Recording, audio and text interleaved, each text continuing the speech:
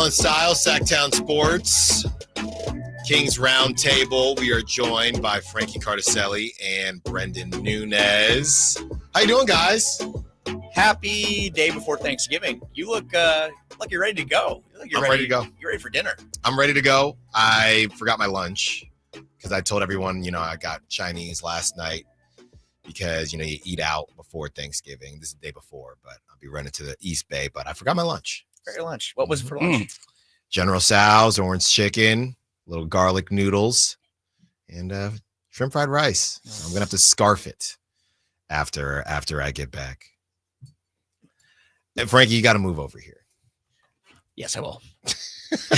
Frankie's got a handsome back of the head. That's right. We would like to see the front of the face. Yeah, that's right. As Frankie is, rocking his Yankees. I haven't even mentioned the Blake Snell thing because I just don't want to deal with it. We'll talk a little bit about that at the end, guys, because that's not why the YouTube is popping. That's not why the phones are ringing off the hook. That's not why the text line is filling up. They don't want to hear about my Chinese food. They don't want to hear about Blake Snellzilla going to the evil empire. They want to hear about the Kings and whether or not, just like my Chinese food last night, they're cooked. Are they done? It's way too early for that. I'm just saying. Things change so fast in the NBA. That's the first question is, are the Kings cooked? Yeah, that is the first question. Straight to it. Sorry, go ahead, but you give your thoughts first. Well, okay, so the biggest thing right now is that they can't hit their threes. And there's a lot of trickle-down effect, I think, that's taken place because of that. But Keegan Murray and Kevin Huerter are shooting 28 and 29% from three, and I don't know how you can live like that. The Kings last year had 20 games where they shot 30% or worse from three. They went 13-7. Like last year, this team was also very dependent on making their threes. They were just good at it. And they still have those same guys. I think they still should be good at it. It's a little bit of a different process of how they're getting there. I don't think there's the same ball movement and player movement necessarily. Why? Partially because DeMar DeRozan is there. Because nobody wants to say that. Yeah. I feel like people are afraid to say that. It's partially because DeMar DeRozan is there, but I think that DeMar makes the right play more often than not kicking out to shooters. And I think that as those guys start to make less shots, they lose trust in that. And then all of a sudden you're living with, all right, De'Aaron and DeMar just try to go get a bucket. Yeah. And we're going to live with the results, really. So I don't think that it's like DeMar not willing to be playing that way. The fact that he takes 38.9% of his 22 points per game come from the mid-range. The second place guy is Bobby Portis with 23%. So that's another guy. That's part of where he's going to get his buckets, but he'll kick out to the shooters still. I just think that De'Aaron, everybody might be losing a little bit of confidence with them not going down. Domas even said after last game, if we can't hit threes, this might be who we are this year. And isn't it a situation where when you're going good, and Frankie, it's the same in baseball. When you're going good, the ball looks like a beach ball when you're at the plate. And when you're going bad, it looks like a golf ball or a pebble. You got to think, guys, I think what I'm worried about is I talk a lot about the kind of mental aspect of the game. You got to think it's in these dudes' heads when they take a three. And Keegan is still making some. They're all making a couple, but you got to think they're going Eminem, B-Rabbit, palms a little sweaty. And when they're wide open and they know I have to hit, it's just not free-flowing, natural. Just hit the shot. Now, it's a thing now. How do they overcome it being a thing now? Well, look, they're professionals. But they're also human. There are going to be times where you go through shooting slumps. But, all these guys have been through a slump before, whether it's in parks and rec, high school, college, whatever. And we've seen Kevin Huerter, the trials and tribulations he's had. He's been a very streaky shooter during his time in Sacramento. And he really, it's almost like I think his splits almost alternate month by month. Keegan Murray, I brought it up before. November is the worst shooting month of his career. I think it's 9% lower than every other month on average. He hates Thanksgiving. Huh? We're almost out of there. December is his best. I'm pretty sure he's like near 50% from three in December. So, will that help? Who knows? I don't know. But I think the matter of the fact is the guys are going to have to keep shooting. The only way you can get through a slump is to shoot through it. And I don't think it's going to be a matter of guys hesitating. And you see it at times, but it's not constant where guys are hesitating or having second thoughts about a shot. But I do think this team, and I know I'll keep saying it, I guess, until I can't, but they have the shooters to be a successful three-point shooting team. This is the same team that's been top 10 and made three-point field goals the past 2 seasons. This is the same exact team from that standpoint of you have Kevin Huerter, you have Keegan Murray, you have De'Aaron Fox who's been shooting at a much better level from three, especially this season 2. Sabonis has even been taking a little more threes, and he's knocking them down at a good clip. Mm-hmm. There really isn't an excuse for the 3-point defense, but that's another problem that the 3-point line just on both sides has been an issue. And that one on the defensive side is more of a personnel thing, but I do think from the offensive standpoint, they have the offensive weapons to be successful there. The Kevin Huerter conversation continues to come up, and Kevin Huerter did not start a couple nights ago, and they still didn't get the W. He only played 10 minutes. Somehow people still found a way to blame him. I'm torn, guys, because I know he's not getting paid peanuts here. He's got a pretty decent contract. I'm a bit torn on how much weight should be put on one person, one player in Kevin Huerter versus the fact that, if you have a thin rotation and one of your guys just isn't producing, that's a problem. I mean, at least with the Keegan Murray thing, his shot's not falling. He's getting 8 rebounds, 7 rebounds. He's getting to the cup. He went to the line 8 times last game. He's guarding the other team's best player. What do you make of the Kevin Huerter hate, if you will? Is it overblown? Is it more about it's kind of similar to Trey Lyles to me. Is it more about the roster construction, or if it's, hey, you're making $16 million a year, you have to bring more to the table? But at the other side, well, nobody made them pay Kevin Huerter that money. Yeah, they traded a first-round pick for him to go and get him. I think it's a combination of both, because you do rely on him, and that's the nature of how this roster is constructed. And also, you just look back to that year they traded for him, that original Beam Team season. He was so good. He was a big part of what made their offense successful, that half-court pace, the running through dribble handoffs, and just doing all of that. He's hitting big shots. You think of that shot against Utah. He's had 2 moments already this year. I want to say Atlanta and Brooklyn were the back-to-back games where he had huge threes wide open late in the game. Wasn't able to knock down either one of them. And the issue is what you said, that Keegan does a lot of other things. He's a career high in rebounding, to getting to the line. He's guarding everyone from Trae Young to KD to LeBron to Julius Randle, Anthony Edwards, everybody out there. So I think that's more excusable. Kevin needs to be doing a little bit more, and that's just not exactly his skill set. So I think it's tough when you see a guy that can help the team, and he just hasn't been. And I think part of the balance is, shooting is such a confidence thing for certain players, and I do think that Kevin is one of those. And that's where it's like, all right, pulling him out of the lineup, giving him 10 minutes, like, how does that affect a guy? I'm not doing that, Brenden. We did that all season last year. No, I get it. He got coddled all season last year. For sure. And he never heated up. It's the balance, Wait, right? Kevin? Yes. They benched him multiple times. He probably should have got benched more. He got benched already this year. I would say that, like, the Duarte thing, that lingered throughout the season, starting Duarte over him. But that's the dilemma for Mike Brown, because to your point, like, yes, Keon has been better. Keon's knocking down his threes. He played good defense against SGA at the beginning of that game. He provides something for you defensively. You can get steals, get out in transition. But you have to consider the personalities that you're dealing with here as well, and just how this could affect guys mentally, because you still need the best version of every player. It's a tough spot. I'm not. You think the Kings coddled Kevin Huerter last year? Yes. After benching him multiple times for different players. How many games did he start, Frankie?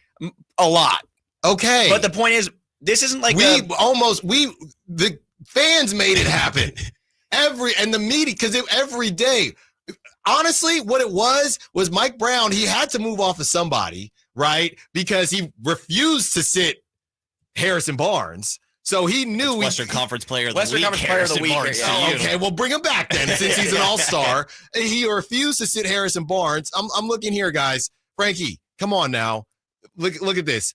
He started 50. He played 64 games, Frankie. He started 59. So he sat 5. He was benched 5 times. But a lot of those instances, like, it really was a matter of, okay, Kevin Huerter is being exposed on defense. We talk about it time and time again, Brenden, how teams were seeking him on switches. And that's what they did a couple nights ago with Shea. That's why they started Keon. That's why they were starting Keon, exactly. And I think that's a matter of, okay, let's try someone new. But Chris Duarte, when he brought, or I guess Keon Ellis at the beginning, Kevin Huerter is a much more offensively gifted player than both of those guys. I don't know about much. Not for Keon. I said it at the time. He's supposed to be.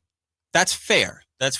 Keon has shown flashes. He's a much better shooter than a lot of people thought he was going to be. Your boy, Giancarlo Stanton, right? Let's not bring him. No. I'm just saying, if you are supposed to be and he had a great postseason, But in years past, you're supposed to be a home run hitter, but you don't hit home runs.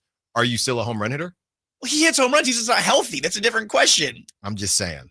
This is such a different question. Look, Kevin Huerter, the inability to be consistent shooting the basketball is a problem for sure. Because if you can't defend, you have to be able to contribute something. Yeah. Kind of like what Buddy Hield went through when he was here. Buddy Hield was a horrific defender, but he was a 40+% 3-point shooter and he hit the boards. Yeah. What are you providing to his offense or defense if you're not able to be a plus on offense or defense? You have to bring something to the table. And I agree. Right now, Kevin Huerter is trying to find that aspect of his game. Like, what are you bringing to contribute to these games? If you're not going to be a sharp shooting threat or someone that opposing defenses have to pay attention to, like the first year here, then yeah, there's going to be changes. And as we saw, Mike Brown is prioritizing Keon Ellis's defense, his versatility, and he's shooting 43% from three. So he's earned that spot and earned that right to be in that lineup.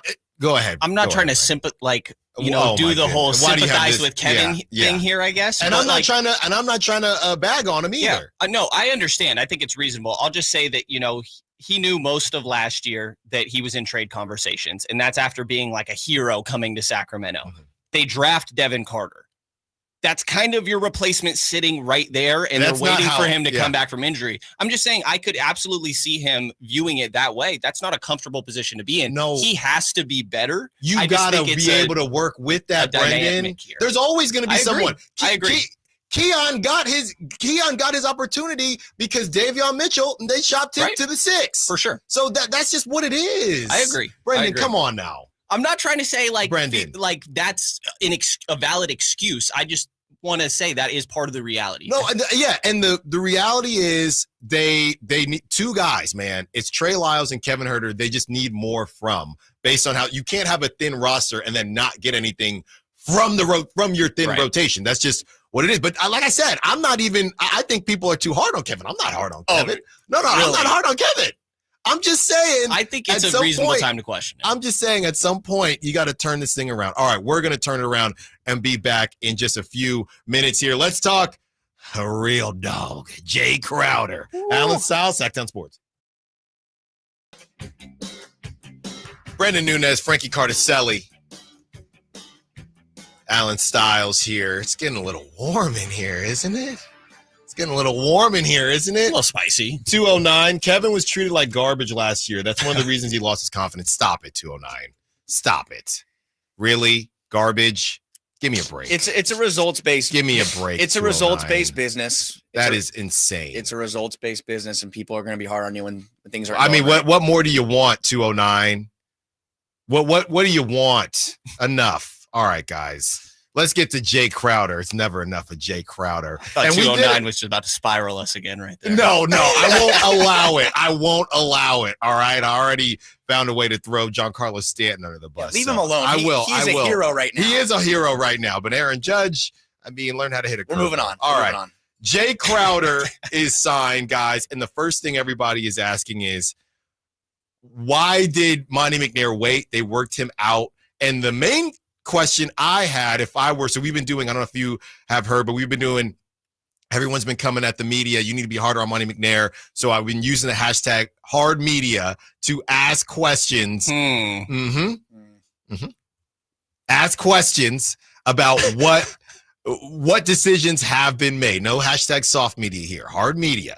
So as we talk about Jay Crowder, I think the question to Monty McNair would be, is this move being made because the team isn't producing, or is it being made because of the injuries? I think it's a little bit of both, but I think that the injuries literally made it that they have to address the roster. They have to add forward depth. No Trey Lyles, no DeMar DeRozan. We don't know how long that's going to be. I'd imagine he's day-to-day. They didn't really provide an update on his timeline. I think it's probably day-to-day. But Trey Lyles out for a month, probably minimum. Yeah. We're talking about Doug McDermott, I think, and Isaac Jones as your backup forwards right now. And I kind of put on Twitter, I think Isaac Jones, just a guess, a hunch, totally not, I don't know, but he might be the Kings starting for I saw that. The time being. Yeah. Who knows? The way that Mike Brown operates, and they're playing Julius Randle tonight. But I think Jay Crowder is someone who has been around the NBA for a very long time, been playing since, I think, 2012. Like, he's been around the block. He's been to a lot of contending teams, played in some big games. Definitely has versatility. Like you say, he's a dog. Like, he's not afraid to get in the face of other opponent's team. We need that. He's a fiery guy. But he's not going to come in, I don't think, and blow the doors off of this team and turn it around and be, I think, the rallying cry that the team needed. I think it's more of a matter of he fits the bill as a position. He fits the bill for his build. The Kings need bodies. And I think Mark Stein put out a list of top forward free agents.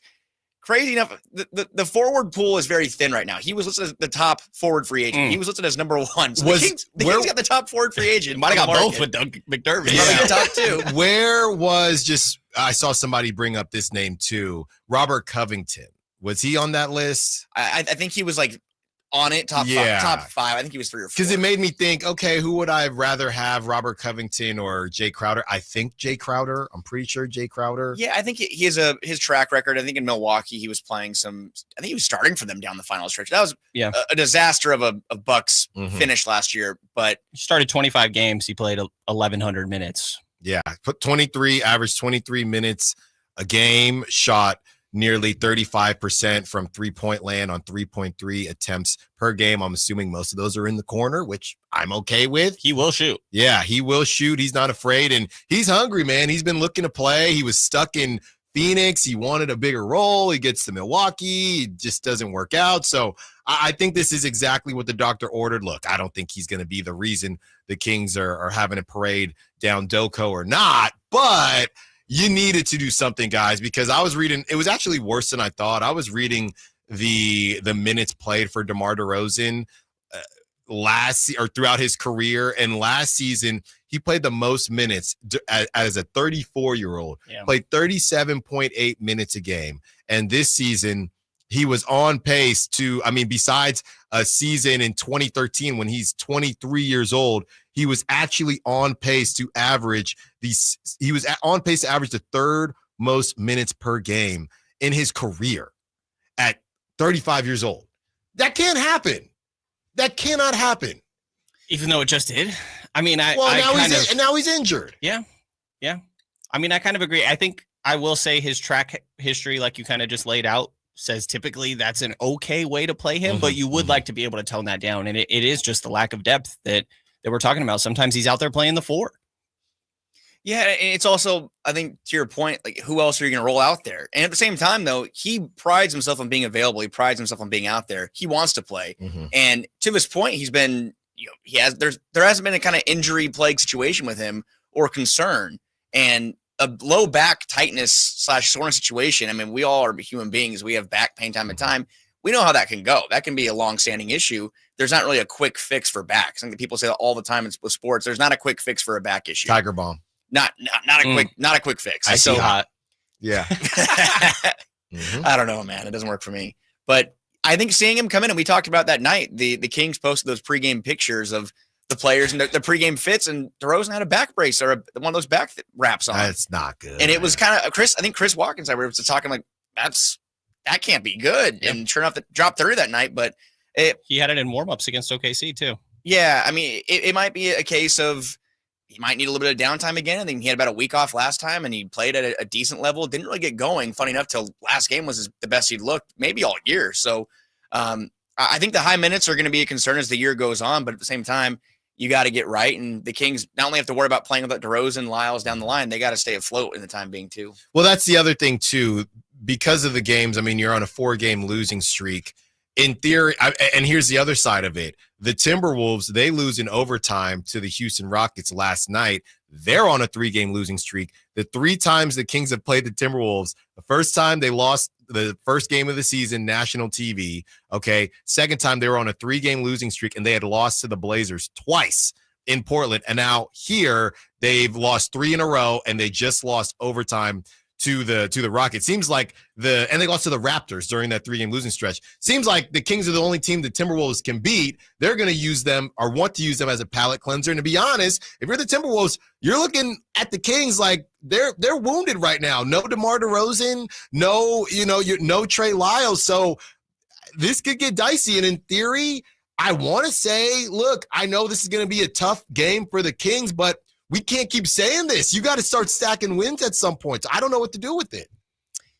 Yeah, I think tonight's a big swing one. Both teams lost 6 of their last 8. The Minnesota Minnesota Timberwolves kind of also losing or like trying to figure out their new identity this year, moving on from Cat, and they get Conley back today, which I think will actually be huge for them. That's kind of been a big part of, having some of that playmaking and just a veteran presence. I think to even things out has been big for them, but it's a get right opportunity for both teams. Really, they're sitting at 8-9, Kings 8-10, they're 10th and 11th in the Western Conference. Like both teams kind of need this one.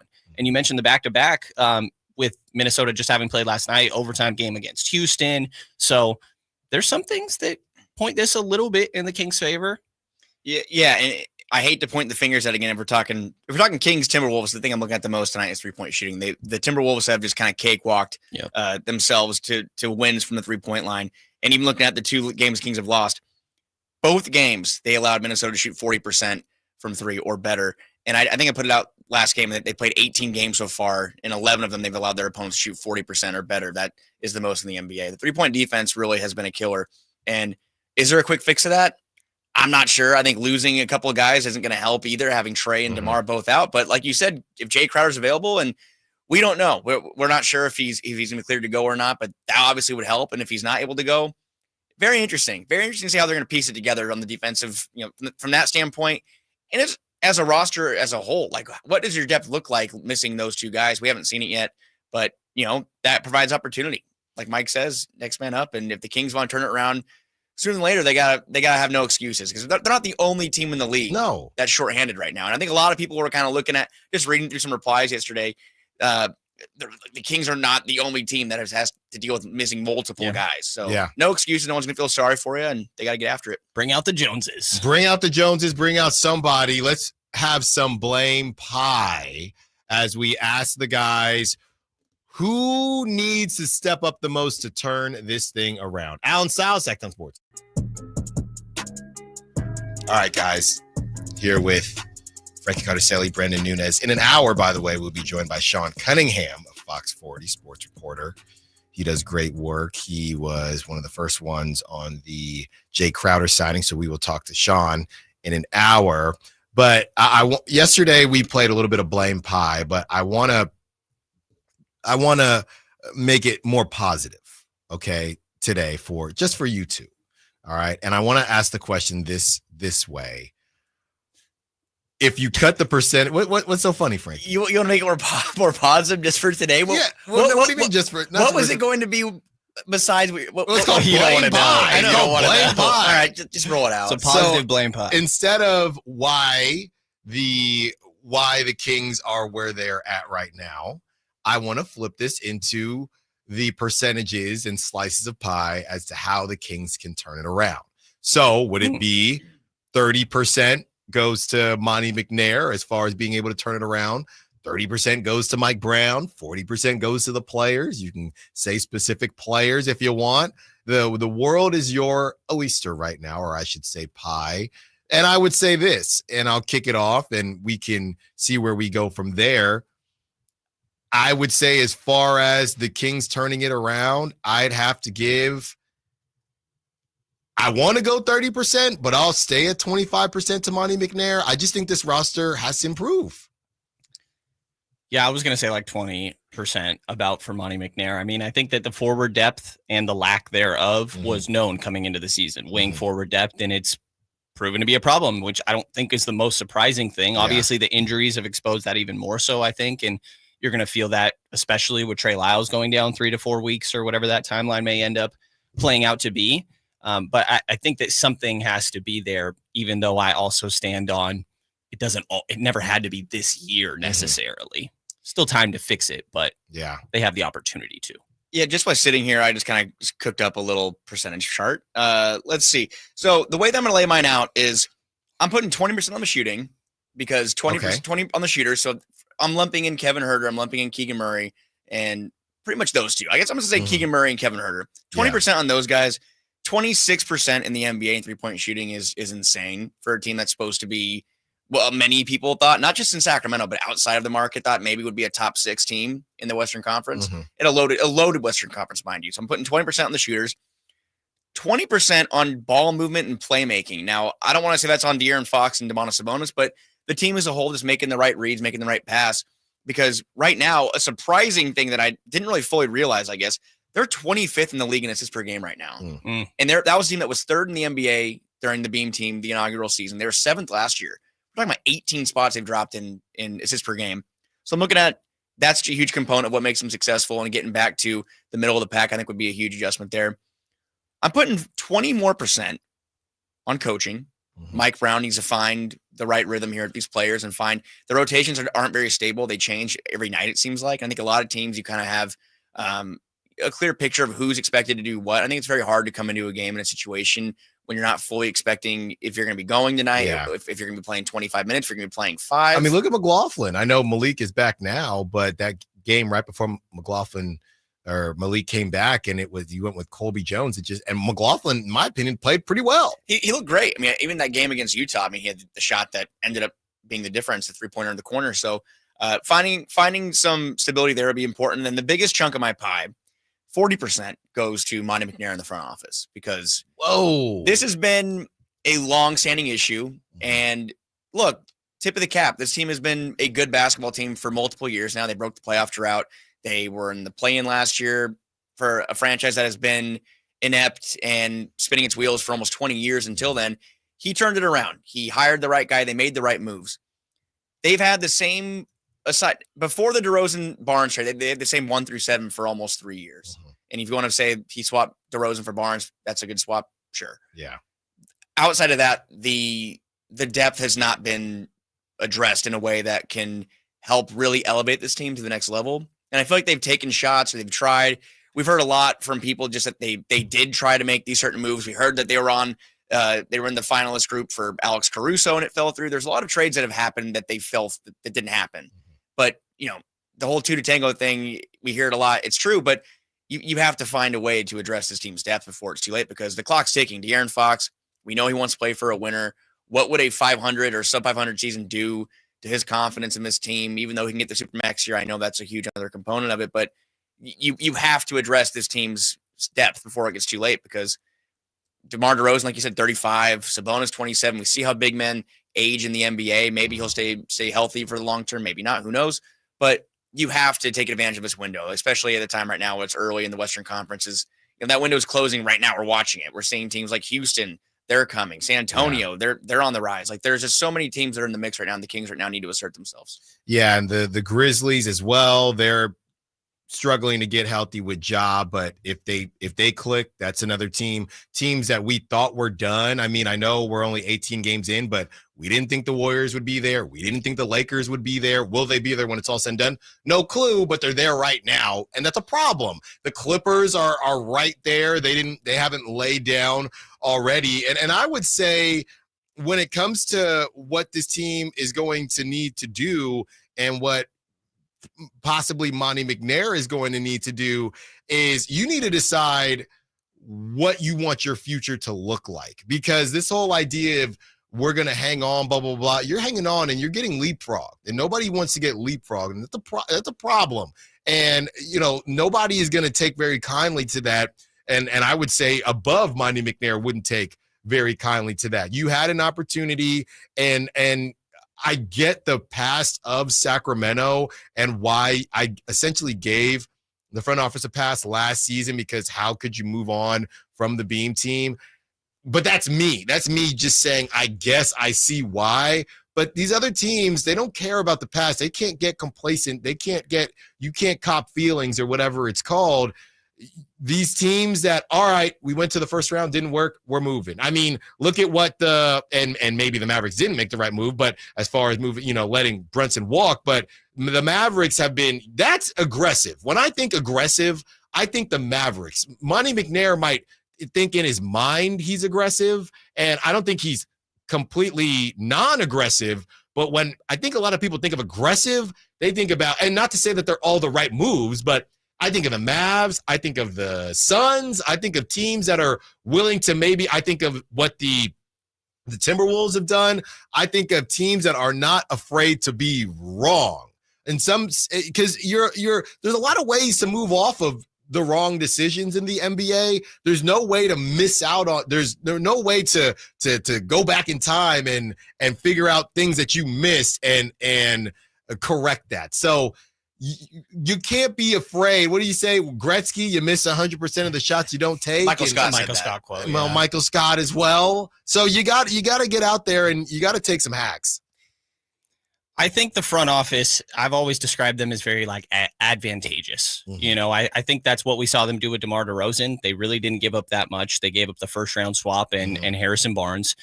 Even smaller, Chris Huerter, they gave a second round pick to just capitalize on go trying to get that guy. I even think the Domas and Tyrese trade I think can be qualified as advantageous. Yes. Like you took advantage of the maybe not peak of Tyrese's value, but it was definitely up there at the time. And you got Domas, and you were actually the one that got second round picks in return. So it's hard to preach patience in a time like this, but I think that that's the trend we've seen of how this front office operates, is that they're going to be very patient, and I think there's a lot of fear, which I think is reasonable, of making the wrong move. And don't know that, but just kind of speaking on reading between the lines and the actions that we've seen up to this point. And I don't mind that. I get what you're saying about like, go take some risks, but I do think they have been very calculated from these other teams. And, it can get tiring, but it's not a lack of trying. We saw like the Ingram conversations, Markkanen. We know they offered a lot to try and go get Lauri Markkanen, who I think would have made a lot of sense, but it's like, is Kuzma, if you did do the Kuzma trade and then it was wrong, you're totally screwing it up. Right now, you still have an opportunity where you have assets to essentially go make that another move. The worst thing is to make the wrong move rather than no move at all, which no move can be the wrong move sometimes. But again, it's hard to preach patience at a time like this, but I think that's how we've seen them operate. Yeah, and like I will say, to Brendan's point, Monty has, I think, hit on those big acquisitions so far. I mean, DeRozan gets his TBD. We'll have to see, but he's been playing great when he's on the floor. Yeah. From a personal standpoint, from a singular standpoint, the numbers are good for him.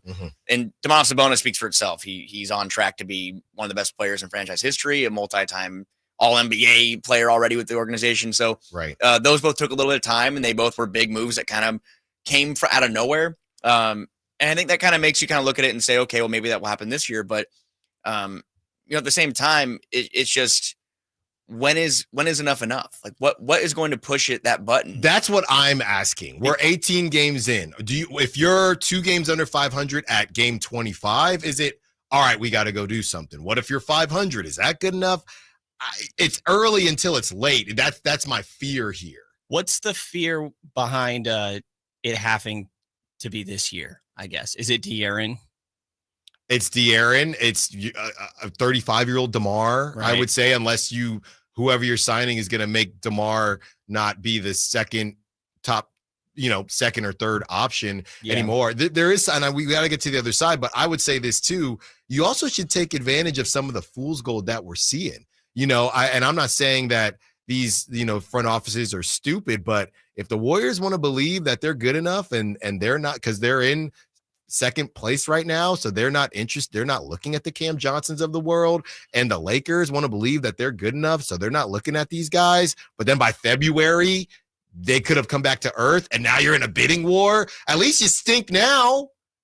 Atlanta has your pick top 12 protected. You might want to keep it. You might. Or have to make sure you keep your pick stage. I know. Look, in Atlanta, helped themselves beat the Kings, so that's some insider trading there. I think that the way I'm looking at it, though, with this group, this core, I feel like in the assets that are left available, this is, like you mentioned, Brenden, like I don't want to say a gamble, but if they make one big move, that's probably it for this group. Like, it has to work. And if it doesn't, then we see them kind of blow it up down the line. But that's the kind of pressure. Like, if you want to have those assets kind of ready, at the ready for a bigger player that becomes available, because we don't know who's going to fall in the playoff race just yet. And that's why I do think it might take a little longer until we see a real move made, because I think that Monty and West, they have their eyes on a bigger fish than a Cam Johnson. And they want to use those first round picks and those expirings or those whatever players they have at their disposal to use for a bigger player than Cam Johnson or Kyle Kuzma. Because I don't know if those players are going to let the Kings and do a top tier level in the Western Conference. All right, let's hold that thought. Chris Verlaud's giving me the Dame Lillard. On the other side, let's bust out the trade generator. Allen Stiles, Sactown Sports. Gotta get this in before Kyle Ledbetter comes back, because he won't get this reference, but Chris Verlaud will. We're joined by Frankie Cartoscelli and Brenden Nunes. So we were talking about the trades and how you can make a wrong trade and that can set your franchise back, or is it worse to to not make a trade, and then you're just wondering what happened or what could have been. And it reminded me, Chris Verlade, of Mighty Ducks when Bombay is talking to his coach, and the coach says, "You're not a has-been, Bombay. You're a never was." I don't want the Kings to be a never was, man. You're worse than a has-been. It's one of the coldest lines in a family movie. Ever. You're worse than a has-been. It's very rude. Is that a Emilio Estevez? Yeah. You're Wow. worse than a has-been, Frankie. Charlie Sheen's brother, you know that? Yes. Some people don't know that. They look exactly the same. Nobody doesn't know that. They look exactly the same. All right. Hopefully the Kings aren't doing the Spider-Man meme with the version of themselves that's been the 4-game losers, and they can get back on the right side of things, guys. But we're going to have some fun here. And I did cook up something, and a couple texters are chiming in with their trades. And I do have this one. You hear me out on this one? I'm going to hear you out Sure. because it's Thanksgiving Eve, and I'm gonna be nice to you. So let's hear it. I mean, I don't know why it has to be being nice to me. This is what the Kings need. I'm trying to help the team. Marcus We'll Morris. Okay. Yep. The Kings get Cam Johnson. I like the start. The Kings give up. Got to make the money work. Kevin There we go. Huerter. I think you kind of have to. I think at any point we're talking about deals, it has to. He's the contract that has Yeah. to be included. So Cam Johnson on a 3-year deal, 23 a year. He's 28 years old. Kevin Huerter, Trey Lyles, Keon Ellis, and a 2027 first rounder. You had me till Keon. You are the Nets do it. Respect Kevin Huerter and Trey Lyles, and I know Jordy has Well, some familiarity. what was the with draft them. pick? 2027 first rounder That should be enough. I personally feel like that should be enough. without Keon. Without Keon, I feel like that should be enough. Brenden. I think it could be. I mean, it obviously is kind of dependent on if other teams are willing to pay more. I'm still in the camp of probably hold on to your picks and like swing for a big fish at some point. I think that's what eventually makes this team better. Enough with this fishing trip. What are you? Who is this? Who is the name? I think you could hear Laurie give me Marketing a again this name. offseason. Hold on for a second. Give me a name. If you make that deal, you trade 3 role players who are in the core rotation, mind you, the top 8 of the rotation. Yeah. You get one back. What are you doing? Because at the same time, you have to pay Keegan Murray if you're not going to include any of these deals. You have to include Keegan Murray. You have De'Aaron Fox, might be on a supermax in the next year or so. De'Mon Sabonis making big money. How do you round out the bench? You round out the bench with guys that are on cheaper contracts. The bench is not rounded out now. But you're going to trade away one of your assets like Keon Ellis in a larger deal? I don't want to do it. You don't have to do it. I'm just giving you options. I say no if Keon's included in that deal. And the Nets hang up if he's not. That's I fine. think. We will see you in another deal. Yeah, we'll see you the next time you're whooping our you-know-whats at home without Dennis Schroeder. It was How close. about that? It was a close I game. think it technically, by the way, would have to be a 2028 pick because the protections go until 2026 with that Atlanta pick right now. And that's where my complications are of like, well, then how much can you do after that? You know, because then you run into more Stepien stuff that you can't trade firsts. Sure. It's worth considering for sure. Here's my thing. When it comes to GMs and head coaches, a lot of times they're in lockstep, but sometimes they're not. So as you're talking, Brenden, and you're mentioning what if it's not this year, number one, I feel like we had that same conversation last year. You're right. So now it's another Yeah. conversation of, oh, we're not going to go all in this year. That's fine. But depending on where this thing goes, who is going to make these moves? Who's going to coach this team if this thing goes left? That would be what I would say. I mean, somebody's going to be around, but you're waiting. I think we don't know if the ownership is okay with that. That's what we don't know. Right. And there's no way for us to know. I mean, there's a track record of a little bit of impatience there. Mm-hmm. And you're right. We did have these same conversations last year, which I think complicates it. But it's not like they didn't try last offseason. Like, again, the advantageous move of DeMar DeRozan, it hasn't really clicked in the way that you necessarily thought it would. But, you know, if you feel good about De'Aaron and your top players, you know, you're really your top 5 of De'Aaron, Domas, DeMar, and Malik and Keegan. If they're not really tripping, then I think it's okay. But that is an aspect that we don't know. Mm-hmm. How do they feel about it being another year where maybe this isn't the year where we take another leap? But also, it changes fast. I keep coming back to this, is that like it changes fast, and this season could turn around quickly. I don't know that I'm counting on it, and I think it's very reasonable that everybody's down right now, but things change really, really fast in the NBA. They do.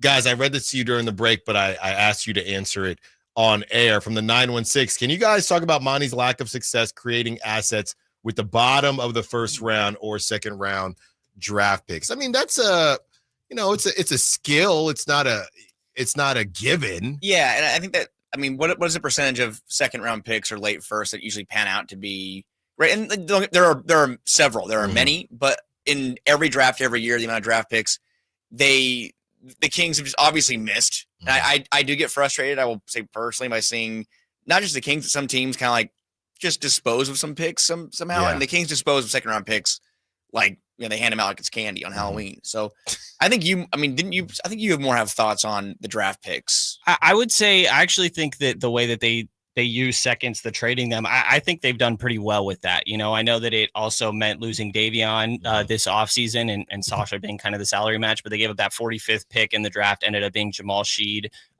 right now. And that was just to create space for DeMar DeRozan. Not a great pick, 45th. They did the same thing, trading away Rashawn Holmes, and that ended up being Jaden Hardy for what it's worth, and added Domas's extension. So I think they've been creative with seconds, and first round hit miss rate is what it is when you're end of the lottery or these second rounders. Like, you never know. You never know. Jalen Wells on the Grizzlies, Sonoma State, Seawolves. There's also Keon Ellis. Keon Ellis. That's about it. But yeah. There's more coming. Isaac Jones? Boogie Ellis. Where's Boogie Ellis at? We need 209. There you go. All right, go check him out, and go check these guys out on SactownSports.com. Also on social media, Twitter, Blue Sky, Brenden Nunes, Frankie Cartoscelli. Guys, real quick, I know we got to go. Frankie, what are you looking forward tomorrow for Thanksgiving? Favorite food from Thanksgiving? Mashed potatoes, 100%. Mashed potatoes for Frankie. I would have said mashed potatoes. I'll go mac and cheese, though. Okay. We're both going basic. Mac and cheese for Brenden. Thanks, guys. Enjoy your time off, and we will talk to you next week when we return. As we mentioned before, a very, very hardcore Kings fan, Jack Dan, on social media has a full thread breakdown of Keon Ellis starting and how that can help Keegan Murray. We break all that down on the other side. Allen Stiles, Sactown Sports.